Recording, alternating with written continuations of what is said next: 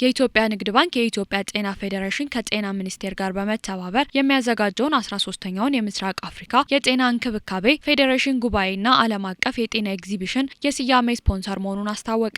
ባንኩ የጤናውን ዘርፍ ከውጭ እርዳታ ለማላቀቅና ዘርፉን ለመደገፍ ለጤና አገልግሎት ሰጪዎችና ለመድኃኒት አምራቾች የስራ ማስኬጃ ካፒታል፣ የውጭ ምንዛሬና የረጅም ጊዜ ብድር እየሰጠ እንደሚገኝም ተገልጿል። በተጨማሪም ባንኩ ባለፉት ዓመታት ከ480 ሚሊዮን ብር በላይ በማውጣት በተለያዩ የሀገሪቱ ክፍሎች ጤና ጣቢያዎችን ማስገንባቱ ተመላክቷል። የጤናው ዘርፍ ለሀገር ሁለንተናዊ እድገት ብልጽግና ያለውን አስተዋጽኦ ኮንትሪቢዩሽን እንረዳለን።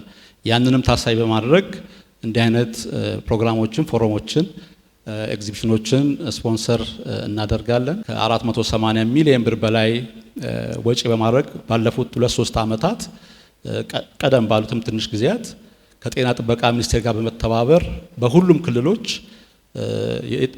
ጤና ጣቢያ በማስገንባት ወደ 9 የሚሆኑት ሁሉም በአሁኑ ሰዓት ግንባታቸው ተጠናቋል። የጤናው ዘርፍ ከፍተኛ የፋይናንስ እንቅስቃሴ ያለበት መሆኑ የተገለጸ ሲሆን በኢትዮጵያ ብቻ በየዓመቱ ከ5 ቢሊዮን ዶላር በላይ ኢንቨስትመንት የሚደረግበት ዘርፍ ነው ተብሏል። የጤና አገልግሎት አንደኛ ብዙዎቻችን እንደምናስበው ሳይሆን በተለይ በኢትዮጵያ ውስጥ ከ5 ቢሊዮን ዶላር የማያንስ ኢንቨስትመንት በየዓመቱ የሚደረግበት፣ በሺዎች የሚቆጠሩ ጤና ተቋማት የሚሳተፉበት፣ በሺዎች የሚቆጠሩ ጤና ባለሙያዎች የሚሳተፉበት ትልቅ የኢንቨስትመንት ትልቅ የንግድ ዘርፍ ነው። በአሁኑ ወቅት የኢትዮጵያ የመድኃኒት ገበያ ዋጋ ወደ 1.8 ቢሊዮን ዶላር ከፍ ማለቱና በ2030 ደግሞ 3.6 ቢሊዮን ዶላር ይደርሳል ተብሎ እንደሚጠበቅ ተመላክቷል። በኢትዮጵያ ዘርፉን ለማሳደግ በተፈጠረው ምቹ ፖሊሲ ባለፉት 2 ዓመታት የኢትዮጵያ መድኃኒት አቅራቢ ድርጅት ከኢትዮጵያ መድኃኒት አምራቾች ጋር የ40 ቢሊዮን ብር ኮንትራት መፈራረሙ ተገልጿል።